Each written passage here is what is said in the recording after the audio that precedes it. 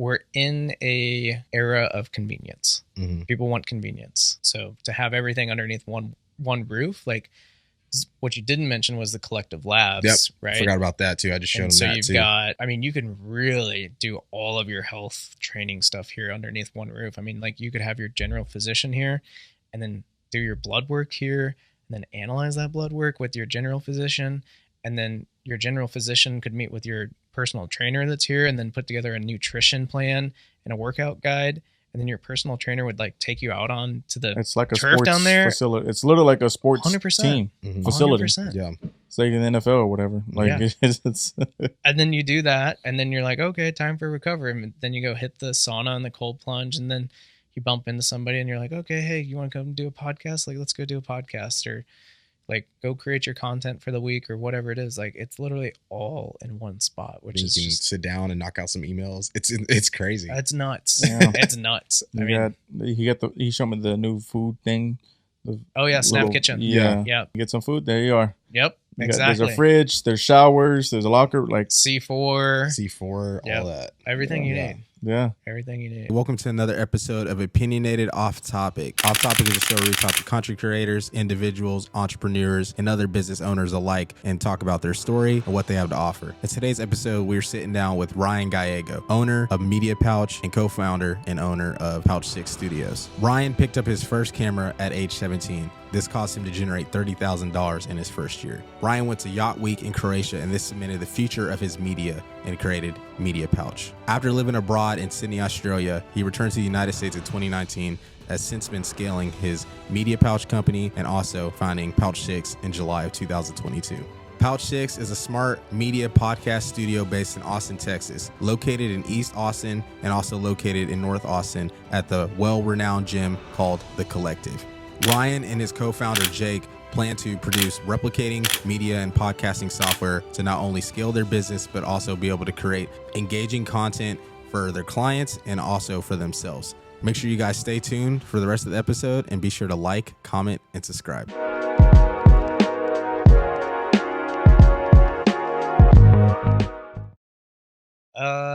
Yeah. I mean, Because you already knew what you were doing. Yeah, exactly. So it's just small things like what we just spent Also, 45 I feel minutes. like the just room is like easier, the layout of the room for sure compared to the downtown one too. Yeah, this one's bigger. We listened to the feedback that we got from customers, and they wanted a table and a TV to put their logo on. So we just listened to the customer feedback. So, yeah, I mean that wall wasn't there. Like this was just all one big room, and then we constructed that wall to make it more, like do more like acoustic treatment to it and stuff. So, but this is like a good feeling room. Like it's not too big, not too small. Like it's just like the perfect size. It's perfect. Yeah. Because the other one, it's kind of crammed. Yep. Because like you have all the equipment that's like over there in the corner, and then like you have the 3 seats that are all right there. So for sure, you also have to watch where you're walking because you don't want to knock stuff down. Yeah. I think we're gonna probably we're gonna change it out of that room and put it in the big room, like the photo room. Yeah. What are you gonna do at the photo room? It not be a thing.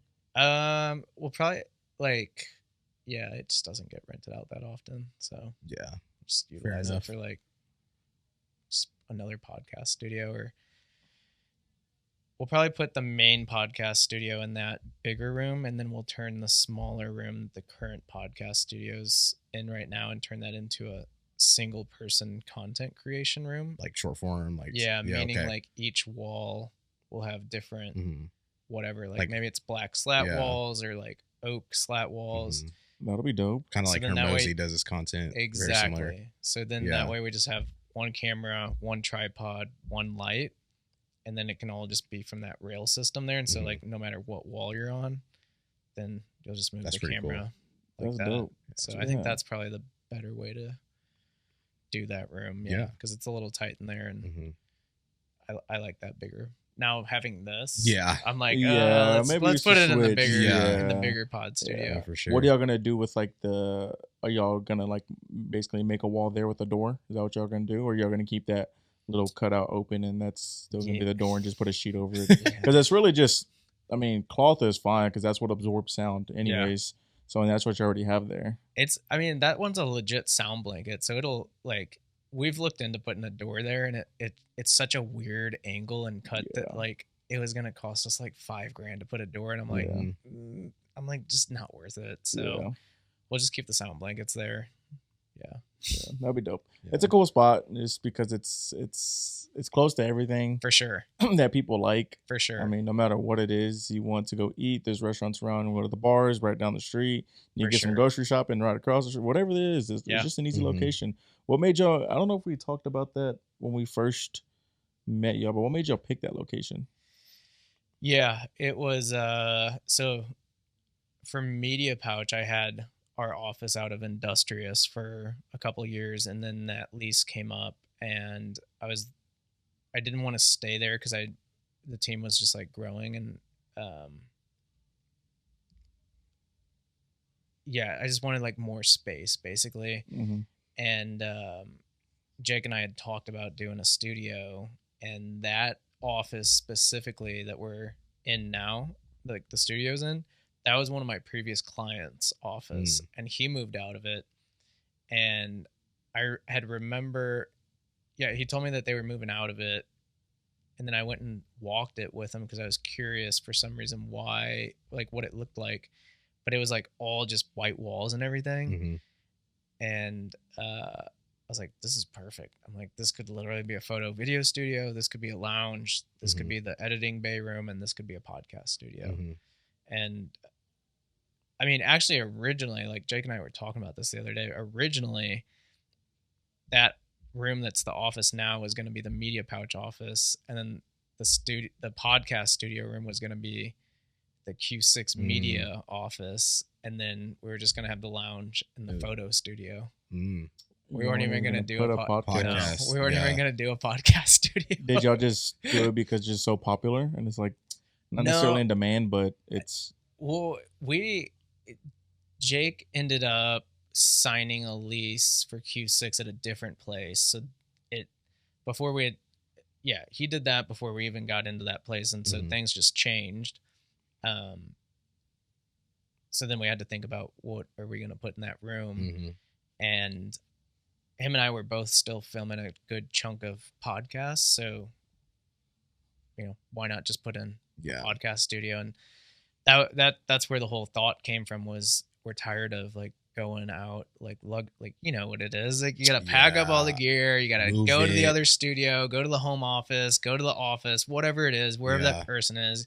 You got to set it all up, 3 cameras, 3 mics, all the lights. And then you got to it's got to be you, the videographer, or somebody else there doing it. Or like you've got a videographer and live switcher.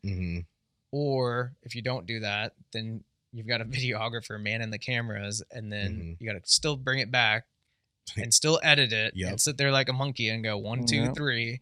And, you got to break down the gear. You got to haul it back. You got to edit it. And it's just, I loved podcasts because that's what that was a good section of the revenue that built Media Pouch in the beginning, because it was like monthly recurring, right?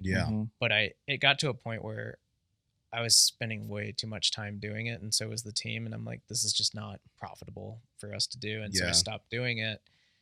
And Jake and I were just pumped just to have a pod studio. And you guys come to us. Like, we're not going to you. Like, you come to us. Like, we got it set up. And then one thing led to another, and we were just like tinkering with how do we just automate this process. And even in the beginning, we had Googled like auto switching for podcasts, and there was really nothing out there. There was one app that we used in the very beginning. There was an app, but it had to be run on your phone, and it was the most janky setup ever that we were running, because we were like running that entire system through this, like through the podcaster, like the Zoom podcaster P8, and then that was like linked to the phone app, but it was so horrible. That's crazy. There was a new, I guess AI still jumping, but when it was really jumping, when it first it was a thing, there's a new software that came out, it was called Autopod. And I tried that, but I couldn't figure it out. I couldn't get it to work. But I think the reason why is because I think you have to have 2 different audios, or for it to work, because it will pick up the audios and then just cut from there. But I couldn't figure out how to like split the audio if I even could. I couldn't even get it to work, and I think that was the issue because I only had one audio. Yeah, it was probably one of those things too where you're gonna have each to camera has to have its own audio. detach the audio from every single clip, and then like 3 separate audios, 3 separate, and just upload it that way. Probably work that way, maybe. I knew some people that they did. They were doing podcasts, but they still just did like maybe like one boom mic, or it was like they were taking the audio from that camera, and the audio from that camera, and the audio from that camera, but those cameras' audios were picking up everybody's feed, so it couldn't like properly cut it. So you've got to, if you had like the Rode Wireless Go or like the DJI Wireless Go, boom, perfect. Like then you're set, and like that's probably the easiest way to do that, or a setup like this if you didn't have the auto switching software. Yeah. But even then, a setup like this is still hard to figure out. I don't know how y'all did it, but hey, y'all did it, and that's what makes y'all different. That's what stands out. It's really simple. It's just cam 1, mic 1, cam 2, mic 2. I guess cam 3, mic 3. I guess the intricacies of like going into the board, and then doing all that. Yeah. It's definitely not my strong suit with the audio. Like I'm good with figuring out all the video aspects and whatnot. And Jake definitely had a little bit more audio experience there. But then now, I mean, he just dove into it and figured it out. But and it's dope too, because it's also like, it's with anything. Once you like, you want to do this, like that's all you think about. It's all you want to do is like, I got to figure this out. I got to figure this out. I got to figure this out. Because, like I said, I'm setting up a virtual podcast for one of the shows that we do, and I got the cam link and I plugged it into my camera, and on the screen it kept showing all the HUD stuff. So it'd show like the grid, it'd show the zebra lines, it'd show everything. And I was like, how do I get this off? And then I looked it up online, and it was called like DISP.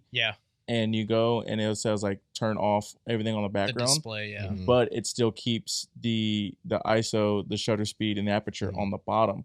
And I was like, dude, what the heck?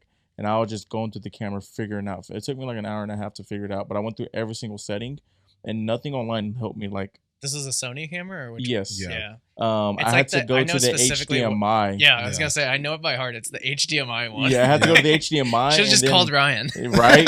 No, seriously. I had to go to then I was like, eventually I got to the HDMI, and I don't even remember what it's called, but I turned that off, and it turned off everything, and then I was like, okay, it turned off everything on here. Let me go back to the DISP and turn back everything on there and see if it shows on the screen. It did, and I was like, thank the Lord. And I figured that out. But just stuff like that, like once you like into something, for sure, you just want to finish it. Yeah, finish it and figure it out. Like, especially when you start working with different products and stuff like that, everything's different, you know. And then these manufacturers, to be different, they make stuff overly complicated at times and not as compatible with other stuff. So, definitely. You guys started Pouch 6 downtown Austin.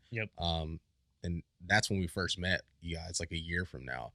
Really? I think like a little over a year now. But when we first met you guys had really just started that podcast, and then, or that podcast studio, and then now it's rolled into, what we're in now today.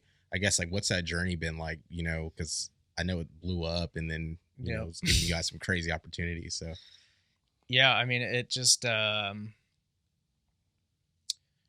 it's funny because Jake and I both thought that the photo video studio was going to blow up, not the podcast studio.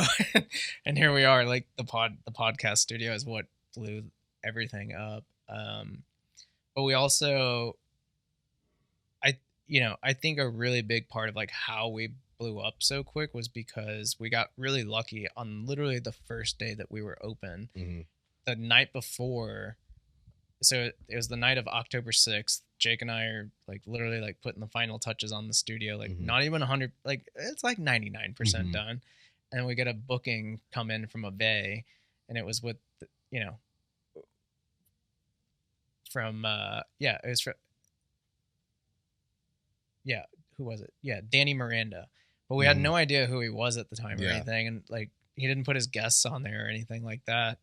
And he ended up bringing in Cody Sanchez and Zach Prograbs and like Caleb somebody, which are all four like big podcasters, YouTubers, and just content creators. And obviously like just tapped into that, and you know how it works with, you know, Yeah. influencer marketing, Yeah. and then it just snowballed, and then we had, you know, I mean, we've literally had some of the biggest names, like from celebrities to influencers to podcasters, videographers, content creators, like you name it. Like we've had Lewis Hamilton. Yeah, I was, Yeah, say, I I was literally about to say, I'm jealous for Yeah. one of the people that y'all had. Yeah, that was a dream come true. Like whenever I was first starting off in video, I'm like, one day I'm gonna work with like F1. F1. Like, You're a I'm- big F1 fan? I wasn't as big back then. I just saw the opportunity of like Mhm. Red Bulls in F1, and like I want to like dethrone Red Bull. So I needed to compete there somehow, some way. So that's why F1 was on my, you know, Radar. radar. Yeah. But I didn't start watching F1 until I don't know, maybe like 2 years ago or something. So Was then, it the show? Yeah, it was. That's You're how right. it is You're right. for That's how. That's Yeah. how. I mean, Yeah. for me, because I started watching the For show, sure. and that's what I was like. Hey, watch the show. And then, like at first, Carl's couldn't get into it. I was like, just give it another chance. Watch Yeah. the show. And then Well, with the you've drama, been into F1 for a while now. just in the cars and vehicles, because I just like cars and stuff. Yeah. But like, I didn't really get into like F1. I think until the show, because it made it like, I don't know, it just brought it to Americans. It humanized it. Yes, It And, humanized it. you know, For sure. and That's now the it's power of just storytelling much and video. coverage Yeah. on it now. And then we obviously have, you know, Circuit of the Americas here in Yeah. Austin, and then they opened up Miami this year, and then Vegas this year. Yep. So now we have 3 tracks in America, and it's just blowing up. Yeah. Yeah. And I think we're the favorite track. Yeah, that's what I've heard. Yeah, Yeah, because definitely. it's F1. Miami and Las Vegas are both street circuits. Yeah. And I don't think the drivers are big street circuit fans. There's only a couple of them that are. Yeah. And Yeah. then come with the street circuit, you come with natural road. So Yeah. I mean, Vegas I mean, had you some can nice do, potholes. yeah, you can, yeah, exactly. Yeah, there's sparks flying Um, everywhere. But I mean, you can do as much as you can, but at the end of the day, it's a natural road that gets driven on every day by people. Yeah. Definitely. So it's gonna have a lot of wear and tear versus like Coda, where it's probably taken care of. For sure. It's meant for that. Yeah, it's Yeah. meant for that. Yeah. So a lot of the drivers do like our track in general, like as one of the favorite tracks because it's fast as well. Definitely. But what was that experience like? Because he sent it to, because this past 2 years really I was off Instagram, and then I just recently got back on at the beginning of the year. But he sent me like, look, and I was like, bro, what? And y'all just had the GOAT just walk in, and y'all just did a photo shoot with him, and Yeah. so what was that like? Pretty wild actually. Like, a lot of really something like I've never experienced before. Like from a production standpoint, I mean, like there was a lot of like details that went into it. Let alone working with that high profile of a celebrity. I mean, Yeah. it was we probably had, I think it was like 3 or 4 calls with the Mercedes and TeamViewer teams, because TeamViewer was the ones who actually contracted us out. And And that's then their sponsor, right? yeah, Yeah, so- it's one of their sponsors. yep, TeamViewer is the one that you can see like the individual video feeds from Mhm. inside of each cockpit, and so Mhm. they're the ones who contract us out, and then we had to do meetings with them, and then we had to do meetings with the actual like Mercedes Petronas team, and then that turned into, once it was closer to Lewis like coming in, both of those teams plus Lewis's security bodyguards came to the studio, and we had to like show them the facility, like we had to show them like all of the security that we had, like from like the CCTV cameras to like the locks on the doors to like the alleyway. Like we had to plan with them, like, okay, this is how he's going to arrive, this is how he's going to exit, this is how we're going to minimize like if there's paparazzi and stuff. Like, I mean, Wow. there was a lot that went into it. How And- hard was it being that building, just like a community building, so to say? Yeah, I mean, it was relatively easy because it's a relatively pretty quiet Yeah. Mhm. No building, doubt. to be honest. is. So, you know, they brought him in through the front door, and so he had his 2 bodyguards. I mean, they literally like both of them came in, they dropped him off, and then the one bodyguard's at this stairwell, and then the other bodyguard's at the other stairwell, like quite literally blocking people off from coming by our studio while he Wow. was in there. It was pretty crazy. Before we started filming him, I had to use the restroom, and so obviously like popped outside of our studio to go to use the restroom. The one bodyguard was sitting and he just like jumps up and like, boom, like just big chest out, like getting ready to like run at me. I'm like, oh, it's just me, man. He's like, oh, okay, how are you doing today? I'm like, I mean, I'm good, but you almost gave me a heart attack. No doubt. I'm just trying to take a It's piss, crazy, bro. like seeing like celebrity bodyguards, like they don't react mess to around. everything. Yeah. Everything. Mhm. Yeah, they don't. Those do. I would never go up against those guys. Like hell no. I mean, they do not mess around. And so yeah, there was that aspect of it. The other aspect was like you're working with you know, I really you know, after this experience, I think celebrities are just like not they don't live in the real world in the sense of like they don't understand what reality is. Mm-hmm. And you know, so it's like I had to go and buy like $500 worth of like basically like food, you know, but like, you know, what they call the rider list, and it had to be like vegan, non-dairy. He's vegan. Yeah. So like all of it had to be vegan, gluten-free, dairy-free. Nothing could be in plastic. Super clean. Like like the water had to be in either glass or metal or aluminum. You know, like it was like just very specific things. And it was just like pulling my hair out like 48 hours before like leading up to the shoot.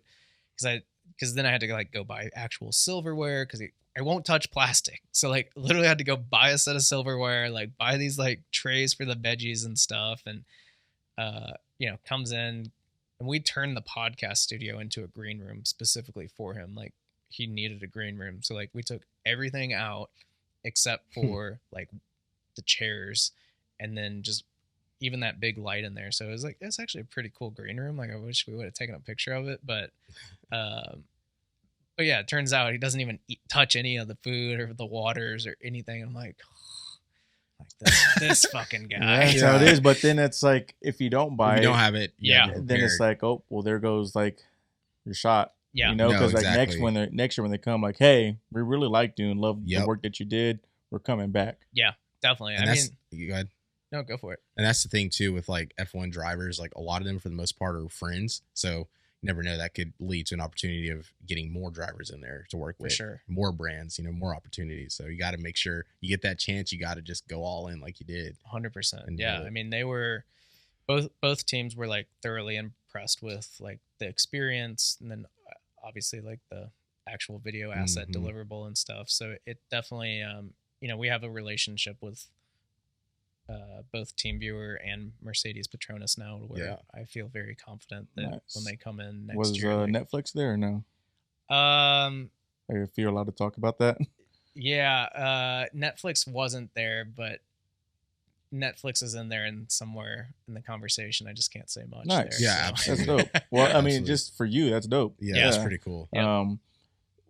When you work with just high people like that, like, and it's somebody of his magnitude, how hard is it just to like not be nervous or not be a fanboy and not be a fanboy as well? Absolutely. That. I mean, like, I'll be real. Like, I mean, I was like stoked. Yeah. I'm like, hell yeah. I'm like, I'm gonna get that's to like meet the Tom Brady, the Michael Jordan, the LeBron James of like F1. But even like that, he's bigger than those guys because like he's like there's American sports and American celebrities, but then there's like international global sport, like Messi and Ronaldo, 100%. Louis Hamilton. I put him up there with those guys, for like, sure. And that it's an even bigger layer or bigger level. But yeah, I mean, I was stoked about it. But I'm also like in the moment, I'm trying to like set my expectations low so that there's like no disappointment there. Cause you know, the worst thing that I can do is set my expectations really high of like, oh, maybe I'll get a picture. Like maybe I'll get an autograph or he'll give us a shirt or something like that's like, you know, realize that that's not the right expectation I can have there. And that it's, I just need to focus on doing what we promised that we were going to do and what these guys paid us for. That being said, you know, I did expect at least like maybe a, hey, I'm Lewis. How are you? What's your name? Or like a fist bump or like a handshake or something simple. But not even that, you know, like it, a little disappointing with the experience there, but you know, I have to, I put myself in his shoes, and I mean, Mhm. these guys are flying all around the world all the time. All the time. They're constantly in front of the camera. They're constantly reading ads, you know, and for them to, because they're getting shuffled around so many places, not that they don't care about the people around them and who they're working with, but for them, it's like, I think they have to realize, where am I going to exert energy at? What's worth my energy and what's worth like my bandwidth in my brain?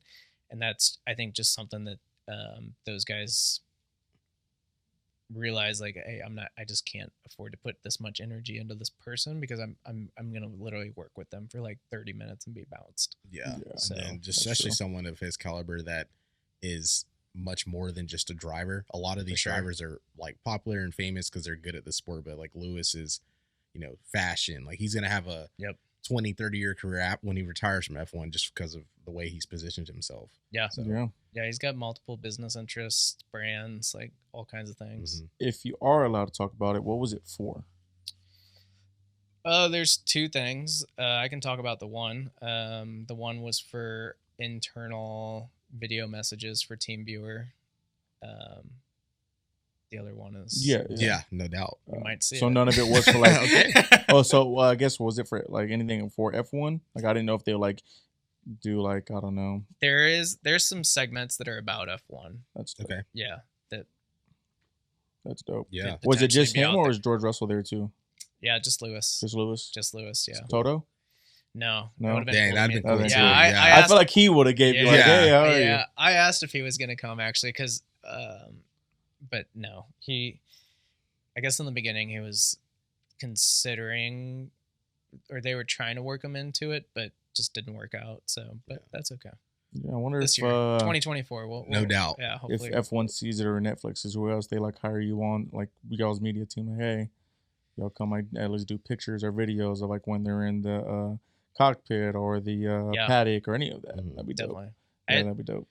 I think that's a real possibility too, just because now we've established the relationship with them. They thought we were great to work with, provided a great experience, provided value. The footage came out good. Now they know that they can count on a local team to like maybe, you know, integrate more of that in somewhere, because this was all really like last minute too. Like how we even got it. Like I mean, it was realistically like 3 weeks before F1. Did y'all have to go through like any background checks or anything? Because it's not. I mean, it's kind of the same. It's not. I used to be a plumber, and we have some big people who live here. Yeah. So anytime it was like a celebrity or a higher name, we would have to get background checks and send it off to like make sure we never been to prison, never done any of this and that before we went into the house and worked on their house. Yeah, we didn't have to do all that. Thank God. I would have annoyed the piss out of me, but we did have to sign. Like there was a lot of paperwork to be signed and NDA. Yeah, that and like some other things, and getting wire transfers set up with a European entity is a little found that was a little bit trickier than normal. So, but you know, all good things. I'm happy to. I'm like, I think there's one driver y'all would have had fun with. What's that? I think there's one driver y'all would have had fun with. Yeah.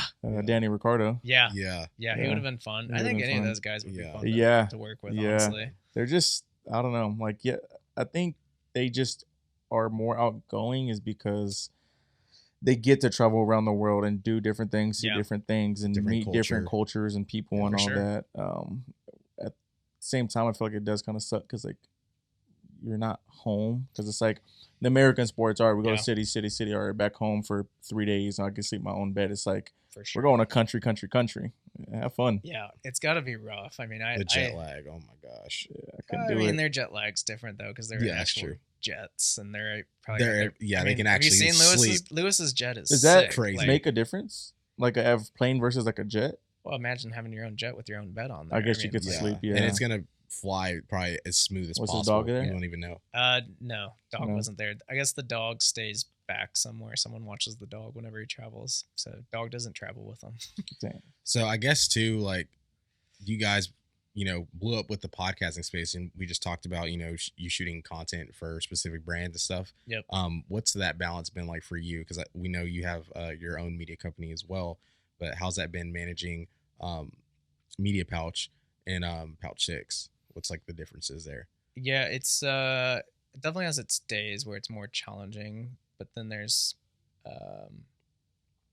I'd say most of the time, like 95% of my time, energy, effort, priority is in the studio. I've got Media Pouch pretty optimized to just run without me. Like That's great.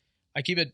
I've specifically kept it very small and nimble though. Like I went from having a team of like 7 to now I just have a team of 2 others. You know, like I have one videographer and one editor, and they're really good at what they do, and they do those things really well. And like, you know, we'll only work with like 3 ongoing clients at one time, right now. Because that's what's manageable. Like that's manageable for them, like the videographer to go out and do his thing, shoot, and that's manageable for the editor to take that footage and edit it without missing timelines or anything. And that's very manageable for me to not have to like put in too much work there, where it's like I'm just really hopping on some sales calls occasionally and then doing, you know, just customer like engagement. Networking and shaking hands and stuff like that. Exactly. So I haven't put too much effort into Media Pouch over the last 12 months, and that's fine. That's cool. I've just realized that this company is going to be so much bigger, and that's like it's way more like it's worth a lot more of my time to put my energy here in this thing. Because it won't be an immediate thing, but like when we sell this thing, it'll be worth a lot of money for the software, for the studios, for everything else that we got coming up. Like I see the roadmap to an exit or acquisition or sale with this company and with Media Pouch. And just in particular, like just video production, I think it's really hard to scale those companies and then exit. I will say with Media Pouch, the plan is to get to 10 monthly recurring clients by the end of Q1 and then sell it. Yeah. Yeah. Oh, wow. Okay. Yeah. And then just focus all in on this. Yep. Okay. Yeah. So, just building it up, like, I guess just take us back a little bit. Like, how did you even get into all of this Video? stuff? Video. Yeah. Being a freelancer, starting your own company, like all of it. Yeah.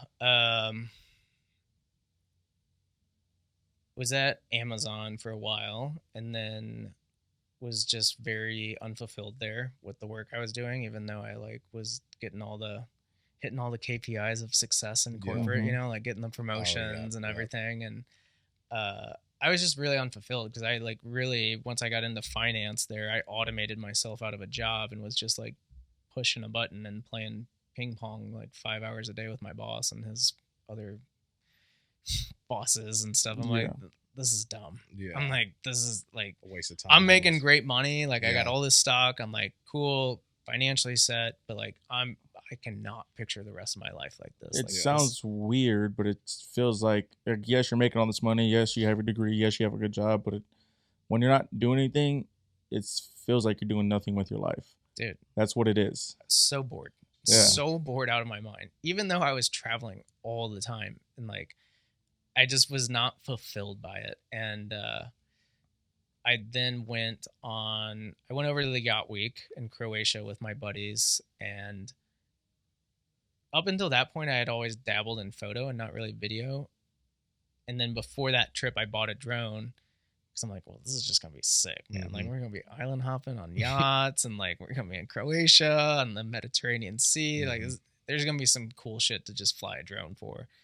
And I put the drone up the first night I'm there, capture a cool sunset, and then post it to Instagram. The marketing director for the Yacht Week shows up on our yacht. She's like, hey, is this you? Yeah. Our videographer didn't show up this week. Would you mind using your drone to grab some content for us? And here's a brand new GoPro, and we'll get you guys into like the VIP section of the parties and stuff this week. I'm like, okay. You know, like I say okay, like it was easy, but in my head, I'm like, oh my God, this lady has no clue that I just bought this drone. Fake it till you make it. I'm like, I don't even know if I'm gonna crash this thing or not. No doubt. And the funniest part about that entire story is that I lost the GoPro at the end of the week with all the footage. Oh on my it. gosh. But I still had so much content from the drone. That I was able to like put something together. Did you tell her? Oh yeah. Yeah, they were trying to like charge me for it. I'm like, no. I'm like, I just gave you my time. I'm like, I'm not paying for this $300 GoPro. I'm like, it's the time for free. Well, I don't know if it's free, but for free essentially. Yeah. Because you're going on there, I'm assuming for vacation. I'm assuming. Yeah. No, I was there. It turned to a job. Turned into a you job. asked me to work. Yeah. I was On a like, vacation. I'm like, no take back, sweetie. Yeah. Did you always get to keep some of the footage for yourself? Yeah. Oh yeah. I still have it to this day. I mean, the video I put together for him actually, they ran a video, or it was like a post Yacht Week video contest, and the video I made actually placed like number 4, I think, out of everybody. So I was like, all right, cool. Wow. Yeah, that's awesome. But yeah, anyways, by the end of that week, I realized that I had a lot of fun filming, flying the drone. Everybody wanted to be on this damn GoPro, and like it was just crazy. Like everybody wanted to be on this video, and I had realized that this content creation thing, like this is what's gonna like take off. Like this is what, it's no longer, because like for a while with photography, it was like, don't take my photo. Like I don't want to be on photo. Like it was also kind of the like dirty grandpa thing. Like you know what I'm saying? Like stereotype. Like like okay kids, come take your school yearbook picture and grab your cone. Like you know, I could never imagine myself doing it whenever it was like that. But then that trip changed it for me. And, you know, I just realized that I want to have a media production team that has like an adventure team, real estate team, supercar team, like all these different things to go film. And so I gave myself like a year to quit Amazon from that point, and built media, like basically like just put in the foundation work for Media Pouch while I was still there at Amazon, while I had like a safety net. And that was good, but I knew that I was never going to like take the leap into entrepreneurship unless I like actually legit left Media Pouch. And so I did. And then also one of my biggest dreams was just to live in Australia. Like I had that as a childhood dream, and I knew it. If I didn't do it at that point in time, I probably would never do it. And so that I literally left Amazon. 2 weeks later, I'm on my one-way ticket flight to Sydney, you know, like just 2 suitcases. And so I lived over there for 5.5 months. And then that entire 5.5 months was really for me to build a portfolio, like watch the full-time filmmaker courses and videos, and just really dial in on like what, like how I was going to film things and like edit and like just practice. And luckily I came back in November of 2019, which was right before COVID shut the world down in February. You didn't get stuck or anything over there. You know, it was a blessing in disguise. Like I wasn't the happiest about coming back, but like ran into like some visa issues, and it wasn't going to be worth it. And so, but you know, God's got a plan. So like, no doubt. You just, I just listened to it. And, so yeah, came back, COVID happened. COVID makes Media Pouch take off, you know? And then, yeah, now like looking back between then and now, like what have we done? Like we've shot a lot. Yeah. Like we've got the real estate stuff. We've got the supercar stuff. We've got, you know, the cannabis stuff, the crypto stuff, like you just name it. Like I feel like I've filmed it, you know, whether it's out of the helicopters, the Lambos, like the yachts, like I pursued that dream, like, and I did that thing, and I'm happy with it. And yeah, I mean, now we're here, right? And it's because I just wanted something more. Because for me, it's been about like building the media empire. Like every brand should have like a Gucci, a Nike, and then a Walmart, right? So you've got your high ticket, your medium ticket, and then your low ticket. So for me, like Media Pouch is Gucci, and then the studio is Nike, and then the Walmart will be like whatever course I create in the future. And then that way I've got my pyramid there. Gotcha. Nice. Okay. Not to say that another pyramid might be no created. doubt. So but just as of now, that's kind what of it is. like the roadmap for sure. and stuff. for sure. So you said you dabbled in photography. Yep. Like when you just quit Amazon and like left, did you know enough about cameras, or is that's what the whole? Definitely. Like I say dabbled, but I picked up a camera whenever I was 14 and was shooting sports photography for a sports photography startup back in St. Louis. And realistically, I also had my own photography business whenever I was 17 and did like $30,000 with it that year. And I was like, all right, I think I can do this. Oh, yeah. You know? So like, but I'd put it to the side kind of in college and then while I was at Amazon. So yeah, I knew the video thing was very new though. And that's why I bought Full-Time Filmmaker, because I had no clue what I was doing. I'm like, I need to learn this somehow. And like YouTube at the time, there's a lot of good YouTube content now for like how to start off. But like in the beginning, like we're talking like 2017, not so much. Yeah. You know, like Full-Time Filmmaker was really the only thing out there. Well, even now too, I feel like there's way more videographers running around than photographers. Like there are still photographers running around too, and people that can do both. But I think now with social media just exploding over the last really 4 years with like short form content, like Reels, TikTok, Shorts. So there's nowadays you can buy, you know, like a ZV-1, put it in auto, vertical, sit on your couch and shoot some, you know, short form content. 100%. And I think now everyone's like chasing that dopamine rush from like creating a video. I mean, the lifestyle videos you see now, like people making fun of like the guy going to Target and stuff like that. But now everyone, and now with the phones too, like you can take the new iPhone, like shoot in Prolog, like really good color. Like I was shooting. iPhones are so good. I was shooting with it the other day. I went to Sammy's at a Italian restaurant and I was just like shooting and I was like, this is blowing my mind how good this is. Yeah. I mean, it's crazy. You asked how I got here. And let's segue that right there, because that is a big piece of why I started kind of taking my foot off the gas with Media Pouch, because I could tell in the marketplace that I saw a lot more brands and companies investing into like UGC, user generated content. And they were not that there was any, you know, I wasn't envious of that, but what I saw was like the UGC content was getting those brands and companies like a way higher ROI, like return on investment. Like something that, you know, I built Media Pouch off of was that we like could get ROIs with our videos. Like we knew what we were doing and we still do, but the UGC was just providing like a like stupid return. I'm like, how do you compete with that? I'm like, how do I justify my $10,000 video that I'm selling you to do, you know, 3, 4, 5x what you paid for, but then you can pay this UGC creator like maybe like $1-2 grand and get like 100x. Like, you know, it makes you feel a little guilty in that sense.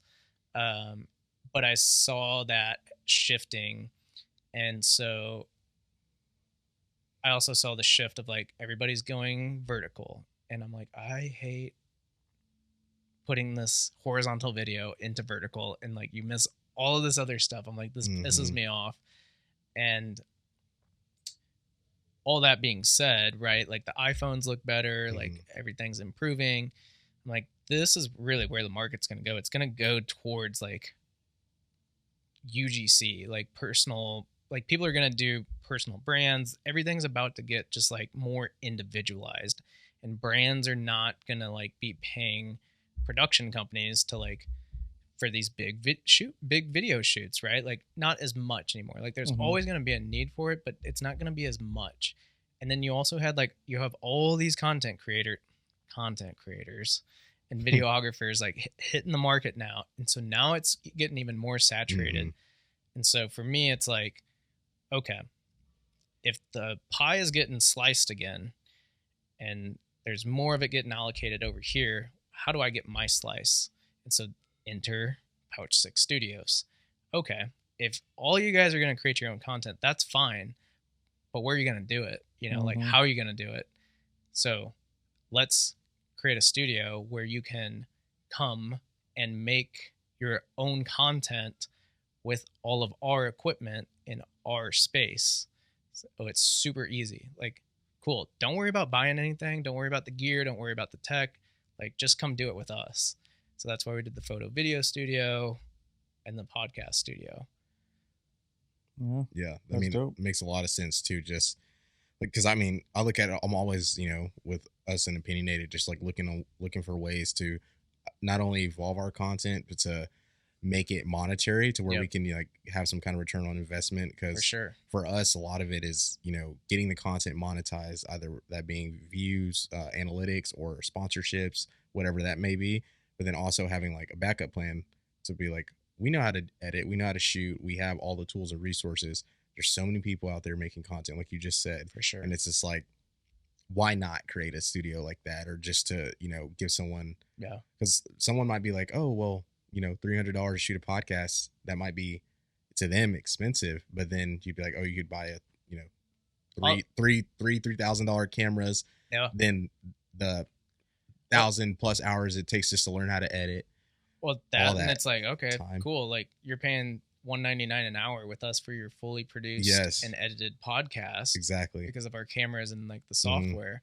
But it's like, you come to Media Pouch and you want me to shoot that same podcast, I'm going to charge you $1,000, like just straight up, because there's a different workhorse involved there. Yeah. So, yeah, I mean, if somebody does the like membership with us on an annual basis, like it would save them actually $22,000. Like, and that's just in gear and like the,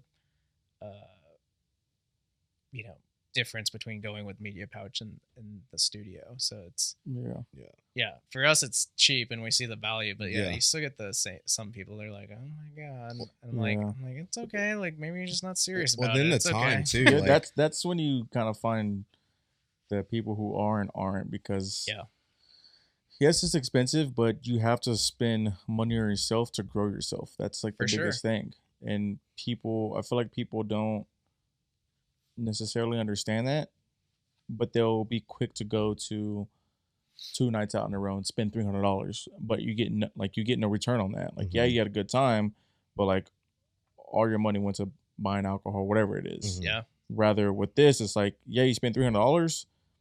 That could be the video that blows you up where you got $3,000 back.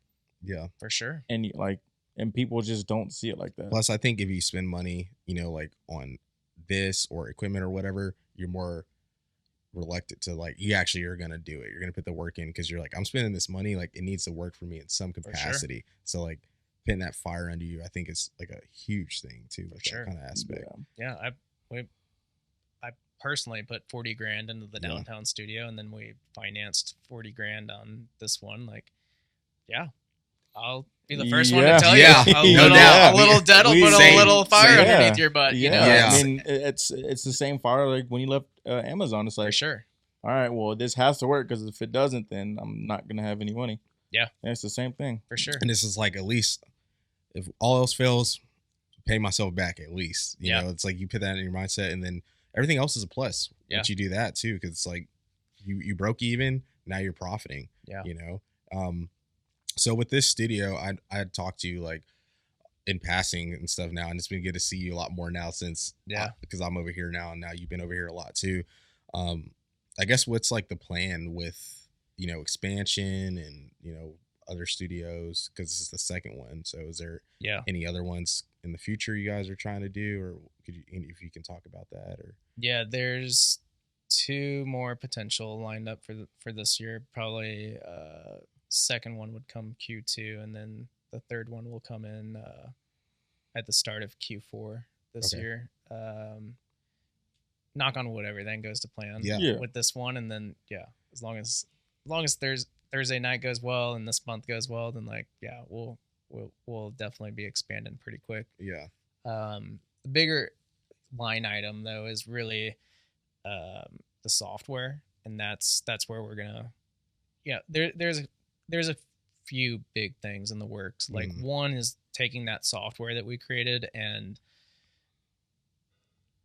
figuring out how to license it to like any studio company, whoever wants it, right? Like just like how you pay for Adobe, like $30 a month. Like, I'm not saying we're going to license our shit for $30 a month, but like figuring that piece out will be huge. And then we also want to, put even more of these studios around the country, but in a franchise model, kind of like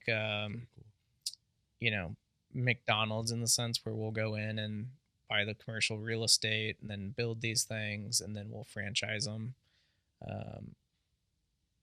Yeah, and then there's potential for.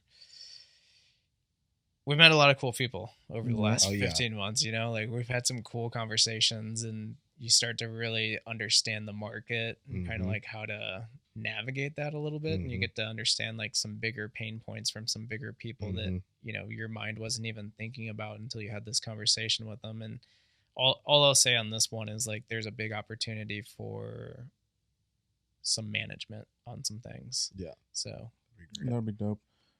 When you and Jake, because y'all didn't know each other before y'all moved here, right? Or y'all did? I don't remember. Yeah, so Jake and I met actually like back in 2020 or 2021. Yeah, because we had a mutual client actually, and we were that's what it was. Yeah. And I ended up like coaching, mentoring him and his business partner at Q6, and then ended up convincing them to move to Austin, and then that's how we like met and everything. When you were telling him to move, he moves, and y'all start Pouch 6. Like, did y'all? Obviously, the goal is like what it is now, but in 15 months, or even 12 months, not even that, 6 months. Did you even like when envision? He first moved here? Like Pouch 6 was not even a thing yet. Like Pouch 6 has only been in existence for like since October 7th of 2022. Yeah. Yeah. So did y'all even envision of what it is like now when y'all first started it? Like, did y'all even think it was gonna like y'all meet these people, y'all would have this room booked out for X amount of days, X amount of hours at a time? Like your first guest being these big, like, how did he even find y'all? Did y'all even put like? I know y'all do the Google thing, but was there any other marketing behind it, like how to get people like to come to it? Yeah, we listed the there's kind of like the Airbnbs for like studios, and so there's like PureSpace, Avay, and Gigster, and so I listed the studio on all three of those platforms, and then that booking came in from Avay, the one and only. Believe it or not, the one and only from that platform was the first day that we ever opened. That's crazy. But did we envision this? No. Jake and I were very happy to just have a studio for his company and my company to just have a place to shoot at and not pay a bunch of rental time in studios. Because really the appeal to me at the time was that in 2021 I had spent about like, I think it was like $35,000 that year just on studio rentals, and I'm like, wow, that's not a small number, like what if I just had my own studio to like just go there and shoot and I don't have to pay like to use it. And same thing with Jake, right? Like Jake was pretty happy with that too, and the plan was really just for Media Pouch to pay half and Q6 to pay half, and we were just going to list the studio. We knew that it needed to be its own entity just for just financial reasons and legalities, but we had just listed it on those platforms because we were happy if it brought in a little money, and then that was less money that Jake and I were going to have to pay out of our company's pockets, or like we were happy if the $4,000 a month rent was paid for through a few bookings. Like we really were like. You just wanted it to yourself. It just turned out to be more than what it was. And I mean, and I think that's why it took off too, is because Jake and I really just focused on our problems. Like we didn't go into this trying to like go make a bunch of money, and we weren't trying to go solve a huge problem. Like we were just focused on like, what studios have we really loved and that they did really well, and what studios did we not like and they didn't do well, and what other like what's just a cool badass studio that like we just want to come to work to every day, and makes our life easier. And we just started with that, and that's how we got to working on the podcast auto switching software. Was like we just wanted our job to be easier, and turns out that's a really big problem for a lot of people. So Yeah. here we are today. I think too, what's helped a lot is because I remember when we first met you guys and we, all sat down for 3 hours and just caught up and, Yeah. that's still one of the best conversations that we've ever had, like from not only just an advice standpoint, but just seeing how tangible it is for, us to like get into a studio at some point and be able to do something similar just because, it's very possible. And I feel like for a lot of people, until you like see it and visualize it, really don't know how tangible it could be. And I think too, like with us living in Austin, everything's so like organic here. There's so many like now influencers, especially for me and him, because like we were raised here, lived here most of our lives. Right. I forgot about So that. like seeing how much it's changed from like all the influencers, all the people moving here, the fitness community is huge here. Yeah. And then which I think this is super crazy. Like I just joined Collective maybe 2 months before I first met you, and then to see like this come together, it's like crazy to me. But it also shows how me too.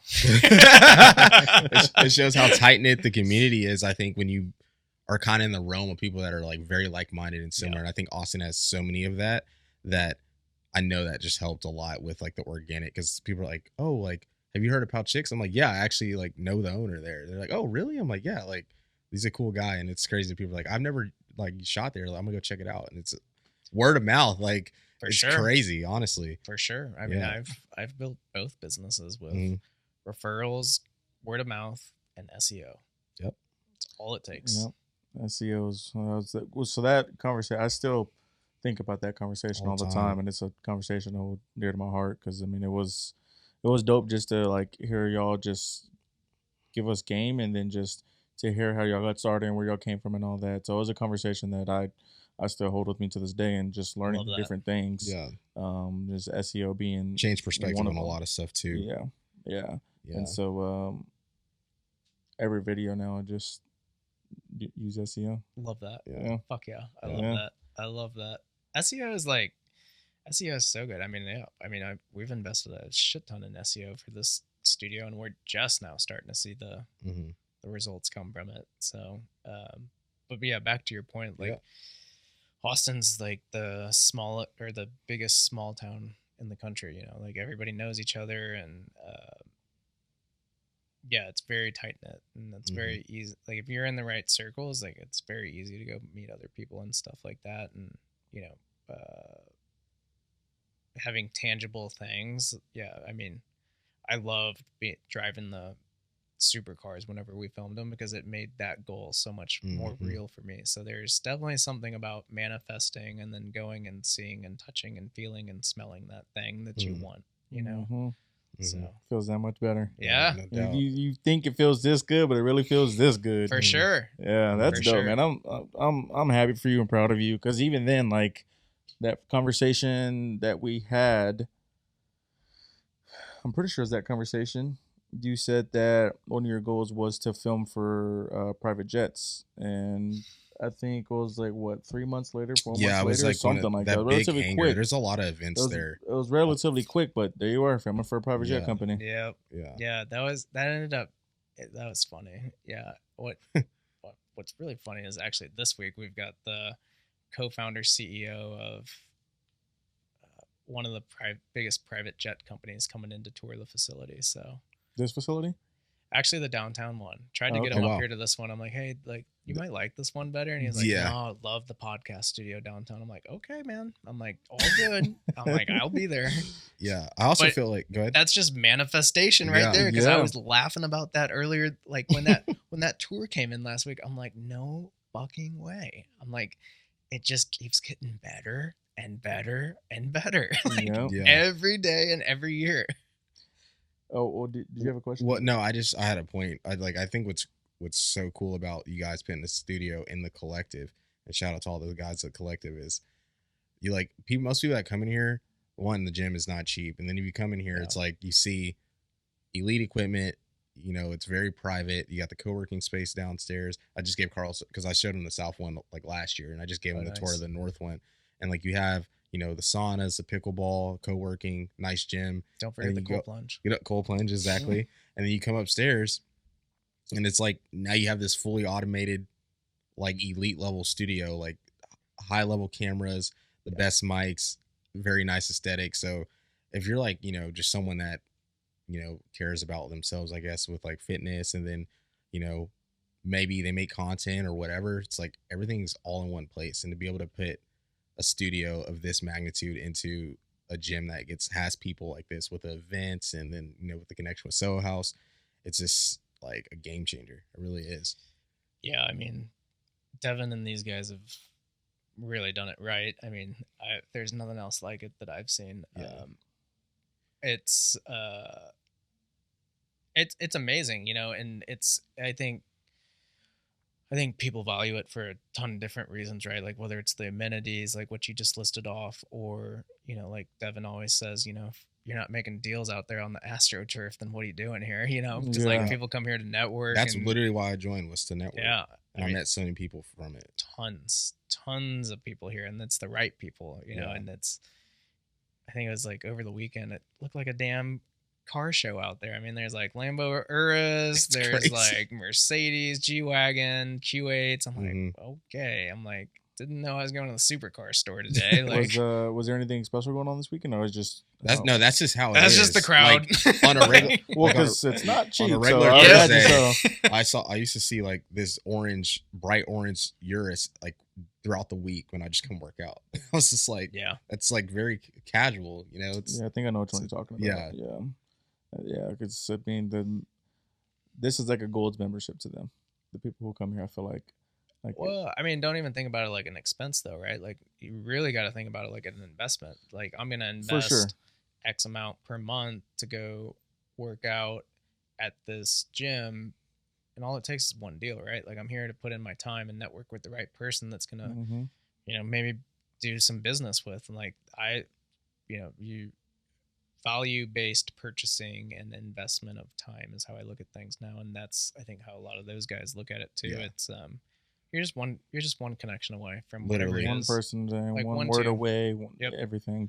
Yeah. Yep. And for people that we're in a era of convenience. People want convenience, so to have everything underneath one roof, like. What you didn't mention was the collective labs, right? Forgot about that too. I just showed them that. So you've got, I mean, you can really do all of your health training stuff here underneath one roof. I mean, like you could have your general physician here, and then do your blood work here, and then analyze that blood work with your general physician, and then your general physician could meet with your personal trainer that's here, and then put together a nutrition plan and a workout guide.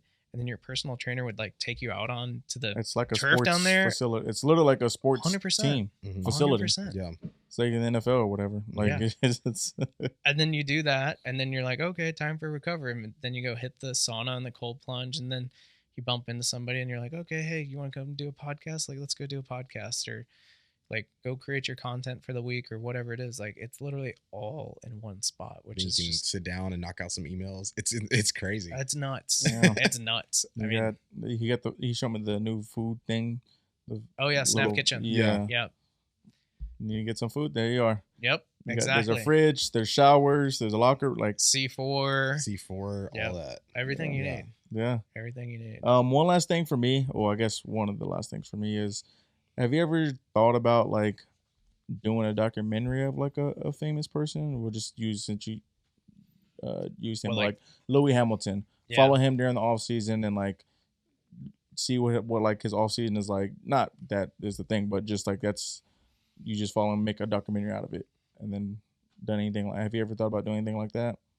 No, it's not really my thing. No, it's I'm really good at commercial ads. Like I've realized that like I'm good at the producing the 5 minutes or under type videos, like specifically for advertisements or for commercials or for really in the more business field of things. That's just me accepting my strengths and what wakes me up. Like I think it'd be cool. Yeah, like I do think it would be cool to like ride along with them for a year and stuff, but I just don't really have a passion for storytelling in that way. So what is it? Just 'cause is it like the shots that's like you're not I guess, confident in, and like getting the right shots, or like being able to just put it together correctly? Yeah, I think putting it together correctly. I'm very confident in being able to like film it all and produce it, but in terms of like the storytelling, like editing piece of it, I always watch movies and documentaries and shows, and I'm always just like, man, like whoever thought of this and like put this together. I mean, like they really it's an did art. Yeah, I'm like they really did a good job. Yeah. And I don't think I could ever do that. Yeah. Because I watch the movies and I'm just always in amazement because my brain doesn't think like that. No, not at all. But I see the advertisement during the video. I'm like, my brain thinks like that. You know, like more it's sales driven. Yeah, it's a very clear thing for me. Yeah. It's a different type of art for sure. Because one person I've been big on lately is there's Optic is a gaming brand that I like a lot, and one of their videographers just left, and he's just kind of doing his own thing. And his name's Charleston, and he does a great job of like storytelling and capturing shots and like putting everything together and it flowing just beautifully. Yeah. It's an art form. I mean, and you also have to be patient with it too. I think I'm working on my patience, right? In all aspects of life, but to like go and film somebody or follow them around for like 3, 6, 9, 12 months and you're not even working on the edit yet. Oh my goodness. Would drive me nuts because I would just this footage. Yeah, because it's, you know, you would also, for me, I would have to be editing as I go, but then you think about that and that's not going to be the most efficient use of your time on something like that. And so then you think about 12 months later, can you imagine? Can you remember what you did 12 months ago today? No. Then even neither can I. Getting the shots too. I can't remember my thoughts either. So it's I don't have any excitement to do something like that, and especially now, like where I'm at. My focus is growing Media Pouch to like those 10 monthly recurring revenue clients, and then selling it by the end of this year, and just kind of getting out of the video game. Yeah, and then going in managed at that point. Manage and sales. Yeah, I mean, more so just like going in on this company, right? Like, because it's just a different business model. I like it more because it's more of a product, more of it's a little bit more in the lines of e-commerce, but then software. I like the idea of being more sustainable, being a too. Software CEO. I like that. I guess too, I'm trying to think. A point for me that just came up, it would be, if that's your plan to, you know, sell Media Pouch and stuff, would you ever go into like a consulting role? Like if people, especially like at a place like here, I feel like, and maybe you'd mentioned it earlier, we're talking about like management and stuff like that. But I think at a place like the Collective or something like that, or even with, you know, Pouch 6 in this business, you might have someone come in here and create content, or you might meet someone on the, you know, on the Black AstroTurf, and you give them your background. You know, I had this media company, you know, sold it. Now I run this. And someone be like, well, you know, can you help me with this? Would you ever like do that as well on the side? Or is that no, for sure. I mean, I love helping people and adding value. Like I don't think I'll ever stop doing that. I just think in terms of like owning a video production company, like it's quite the trend that's going on. I'll say that. Parker Wahlbeck from Full Time Filmmaker, he actually just sold Full Time Filmmaker to Landon, by the way. So that. You know, I'm a couple of years behind him, and it's I was kind of chuckling because I'm like the boys are just getting out of the video game, I guess, you know. So it's interesting, and I think that there's whatever's gonna come down the pipeline here pretty soon with in terms of like content creation, like that's gonna be what needs to get figured out with everybody. So yeah, consulting all day, like I'll do that. And you know, I don't know, maybe I don't sell Media Pouch. Like maybe, who knows, maybe this year just ends up being a hell of a year and there's like 20 for monthly recurring clients, and then I'm like, oh, okay, keep growing it. Like maybe I just hire a like a CEO to run that company or something. I'm open, you know. I just know that more income. Yeah, for sure. Well, you know, more problems, but you know, I also no doubt. I also have a family now too. You know, I got a 5-month-old that needs my time, and That's he true. needs a father and everything. So like I have to be really, really selective with my time. Yeah. Like Cam's like trying to like figure out a date with me. I'm like, dude, it has to be Monday 5 p.m. Yeah. Like literally only day, only time this week that I can do it. You Well, I know? appreciate you, yeah, because Yeah. you told me that. So, I appreciate you taking the time out your day because I know you course, are a busy man, and I've known that for a while now. Just seeing what you do on Instagram and the other studio, and now you're building this one, and this one took a little bit of time. So I'm sure you're out here every day, all day, working on just getting this stuff together. So I appreciate it. Of course, I'm happy to, man. This is fun. This is always fun to do it. So Yeah. what do you guys have planned this year, though? What are the big plans? I'll let you go first. So the big plan, I guess there's two big plans, but I feel like for me personally, the biggest plan is a studio. That's if that's a studio that's just me and him, or if it's a studio that can fit all of us. A studio, just to get who's us. all of us? So the head he has on PCT, CJ? CJ, Okay. yeah, The rest CJ, of the guys. yeah, the rest Okay. of the guys, Okay. yeah. Whether that involves them or just Cam and I, just a studio of some sort, because we did move out of the place we're staying at. Now we're on our own, and we're gonna have to be going to his place to shoot content. But like you said, setting everything up, taking it down, traveling, Yeah. on just We're gonna be shooting in the conference rooms too, so we're gonna really be like moving it, yeah, setting it up. We're there. just still. Yeah. I mean, we already did that at the place we're staying at. Like, yeah, we lived there, but like, let's set it up, break it down, set it up, break it down. So we're just tired of it, and we're already going into year 5. So we're like, we just need to make that next step already. And so that's probably my biggest goal. And then our sports channel to get monetized, which has grown stupid fast. Good. Yeah, we started in August. We're already like 519 subs on YouTube. Wow. Yeah. Wow. Yeah. That's fast. Yeah. And that's without no I mean, nothing. YouTube's Nothing. organic, man. Yeah, Dude, it's nothing. I know that game. Like, Yeah. It's nothing. I am so proud of the 438 subscribers on Media Pouch from taking me all the way from 2018. I am. Yeah, it's a grind. Yeah. yeah. Media It's has another to grind I afford- don't want. I have zero interest in like No. YouTube. I'm like, no. So getting that monetized, so we can just start getting some revenue from there, and then another show me and Albert are doing. Okay. And just get the ball rolling on that as well. And that's where I got all the overlays came in. I had somebody set it up on Streamlabs for me. I got the cam link. I have all the lights and the cam link and everything. So he gets his cam link tomorrow, and then we're doing a test run, and then from there just hitting the ground running, and then just making content on our own. Yeah. And then personally, just get healthier, lose some pounds, and I mean, some a lot. I and feel then that. I eat clean now. Ever since really I moved back home, I started eating clean because my parents just eat clean. Nice. But I eat pretty clean now. I still obviously go to the fast food restaurants, but I'm slowly cutting back on that. And then it's just really, I mean, just losing. That's the big goal for me personally, just losing weight and just being healthy. Yeah. Love it. Yeah, I guess for me, he had mentioned the studio. That's a big thing.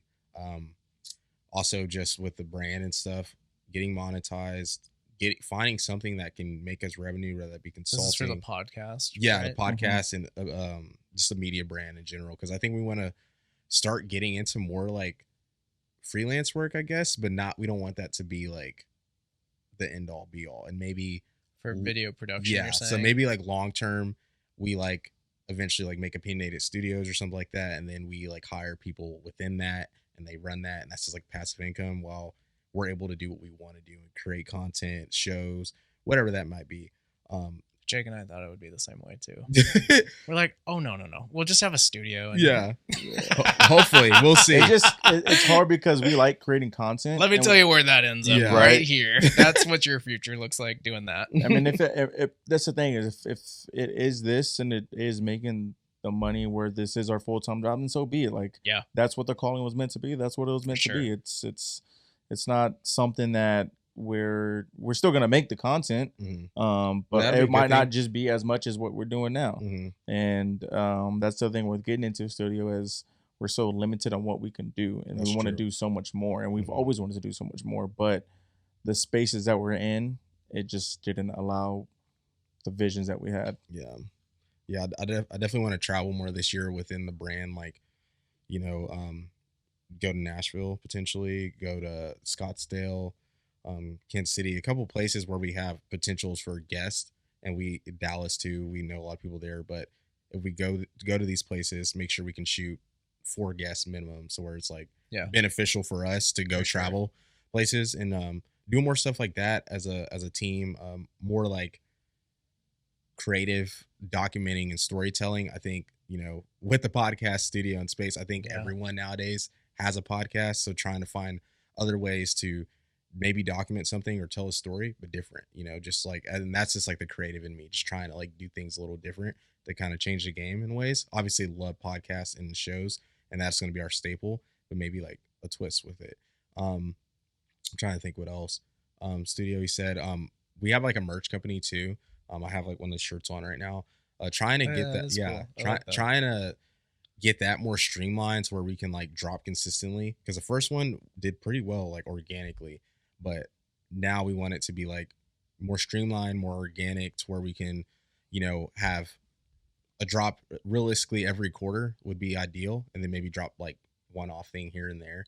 And then you know, maybe a couple collabs with some local brands and stuff like that. The only problem is we're so limited with everything we do. It's all in-house. So if it's like we're gonna design something, he's gonna tell me, and then like I'm gonna either design it or he's gonna design it, and then we're gonna have to go get it made and manufactured, and we're having to watch that and, you know, organize that while still running the company and then shooting the content and editing. So trying to figure out what the roles are so we can kind of move everything at some pace instead of no pace, I guess. And then personal goals for me is just like relationships too. Like, glad to see you a lot in here. And I've always told him, like, I don't want to have someone on the podcast or meet them through a shooting content and it just be like oh, thank you for coming on, or, oh, thank you for the conversation. And that's it. I've always wanted to, how can like I work with that person, or how can we work together, or how can we just like stay in touch through a similar journey, maybe Definitely. similar but different. So really focusing on that, because we meet a lot of cool people, but like making it extend beyond just like that one time interaction. Maybe it's a, you know, we work forever, or we do stuff here and there a couple times a year, but just want to continue that. So that's like my main goal. Yeah. No, those are good. I love that. I think also, you know, just my 2 cents, that I think you guys got to figure out what you really want to do, like niche down.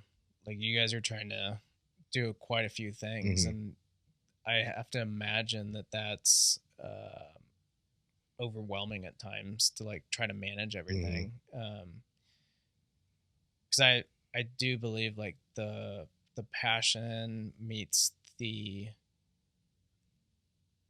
money in the niche of the niche and stuff like that. So like, yeah, I mean, I'd challenge you guys that with like Q1 2024, like find your niche and just do it, that one thing, and do it really fucking good. And then like, you'll watch everything explode, you know, like, I think that's, you know, even with this studio, like not to put it back on me or anything, but like we're trying to do all these things, and then we just focused on podcasting, and then that's when all this really took off, because we're trying to do like the editing stuff, the shooting stuff.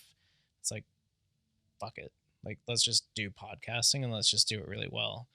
And that's why, you know, I even want to sell a media pouch, because like I don't want to be distracted. Like I want to do this thing and do it really, really well. So like if it's the merch or the podcast or the gaming channel or like the shooting, the editing, like find your thing in this like media industry or field or whatever this world is that we're in of media, you know, and just do it really well. I think the podcast, I think it's easier than ever to get monetized with podcasts now. I think you guys should definitely have like sponsors, like ad reads or something like that. Like C4, like you got that in this entire video. They could have sponsored this thing. Free shout outs. You know That's what I say all the time. But stop making them free. Yeah, true. All those things, like I mean, like Liquid Death sponsors the studio downtown, Yeah. right? Like, there's tons of money out there, I love Liquid Death. and we do too. Yeah, no, I really like that point because I told him last year that's kind of what we needed to do because we were posting everything on our one channel. Yeah. And I was just like, if someone were to come here, they have no idea where to start. But now since we like stripped everything, we like basically stripped all the sports content out, and that's when we made the separate channel. And I was like, look how fast this channel is growing because we're only posting sports here. So when people find this channel and they start binging our content, It's in the niches. they're gonna just like, oh, I like sports and I like these guys, I'm gonna subscribe or whatever the case may be, follow, whatever. And we started off as doing sports, and I think we're kind of getting back to that. It's like focusing on the sports. And I even told him, like, we do these podcasts and we've been consistent for 2 years, dropping a guest every Friday. But now I told him, I was like, I still want to be consistent with the guests, the interviews and stuff, but I want it to be the best product possible. So if we're not releasing it weekly, that's okay because we're doing other stuff in other areas.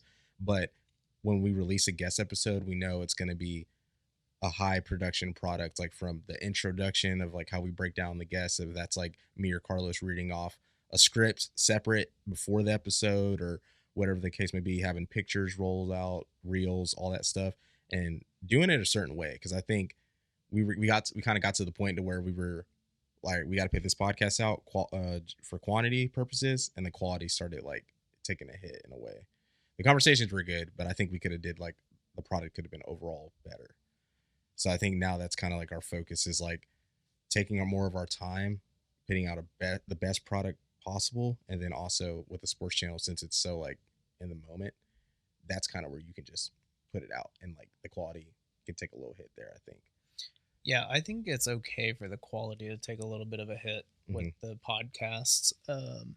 I mean, what we actually learned over the last 15 months about podcasts was that people who went from 0 to a lot of growth and success really quick, like meaning within 6 months, like they were a niche within a niche or a niche, and they were consistent. They posted the podcast like once a week. Yeah. So the perfect example of like what consistency and quality looks like is like, look at Chris Williamson. Like, that man invests a ton of money into like producing his podcast at the highest cinema quality possible, and he's consistent.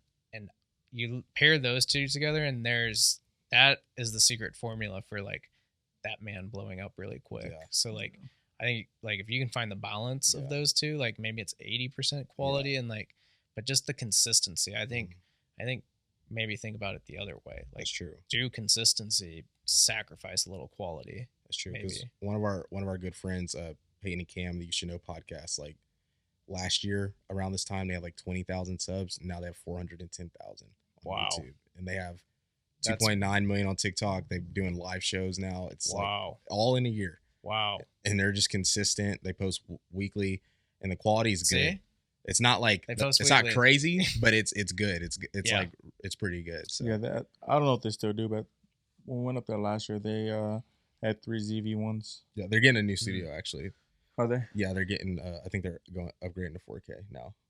Quality. That's what they said. A ZV-1 is 4K. Well, I think they're shooting 1080, but I think they're just going upgrading. Is what they said. I mean, these things still. There's a lot of. It's challenging with 4K. I mean, like even these can shoot 4K, but we're exporting in 1080p because the file sizes are so big. Gigantic. We did it in the beginning. We did it in the beginning. Ours was. I remember. Yeah. I had to take the SSD home. Yeah. Because I couldn't move it yet. And people were just like, "Stop." Yeah. We're like, "Okay." Yeah. Yeah. 4K is crazy, and it's because I was telling him. I guess he has a point. There is stuff that I guess you should film in 4K, but for the most part, no one should really be filming in 4K. It's so much. It's so much. It's so much stored. Like you have to have a good SD card for one. I built a server. Yeah, 100 terabyte server. Exactly. For two, your system, whether if it's a laptop or a PC, has to be able to handle all that footage, rendering it, exporting it. Like 3, your internet has to be able to handle uploading it at a decent time.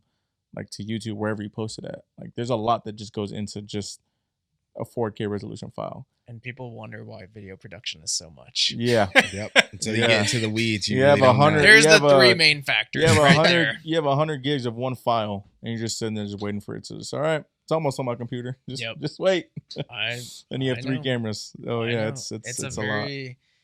It's a asset heavy, resource heavy. And everybody again. thinks that like, oh, it has to be 4K. It has to be 4K. Well, no, it doesn't. You can make it look 4K and it'd still be 1080. I could film this in 4K and then export it to 1080, and you would not No, know the difference. It's gonna look so good, especially like the glass on the camera. Like, Yeah, you wouldn't know the difference. Nope. So, Again, thank you. This was long overdue. yeah. Both of sure. y'all. I mean, we already shot Jake's, but it was well long overdue, and I appreciate you taking time out your day. And like I said, I know you're a busy man, so it does mean a lot. Congratulations on everything you've accomplished this far, and especially on your family. I know that's a big thing, and it's challenging, but it's fun at the same time. So yeah, no, I appreciate that. It was good catching up with you guys. And always.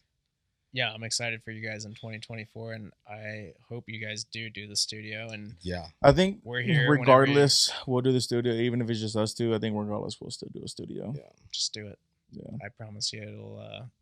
It's scary, but just do it. Yeah, you know. And I think it's one of those things like, well, we're paying for the studio, got to make some kind of money. For sure. Yeah, and it makes you hustle. You got to figure it out. Yeah. You know? Yep. Yeah. So. Before we hit this off, any shout out to want to give or anything for us? What I said, is there any shout outs you want to give or anything for us? Nope, no shout outs. I'm not sponsored by anybody, so Absolutely. Shout out Liquid Death. Not at the studio yet. You guys better up that budget. You have anything before we hit this off? No, just want to thank Ryan. You know, always showed him and Jake have always, showed us love and kind of been like a mentor for like what we're trying to do and stuff. So excited to not only see him a lot now because he's at the gym that I'm at, but excited to see what they have in the future. And we talked off camera about some stuff they got coming up. So yeah, just want to thank you again for allowing us to do this, being like the test. Yeah, no, essentially. This is good. This is good. It was a good conversation always, and have to run it back next year. Yeah. Yes, sir. We'll have all your information down in the description below. Okay. If people want to check out this studio, we'll be out after you announced everything. So how can they come to this studio? Yeah.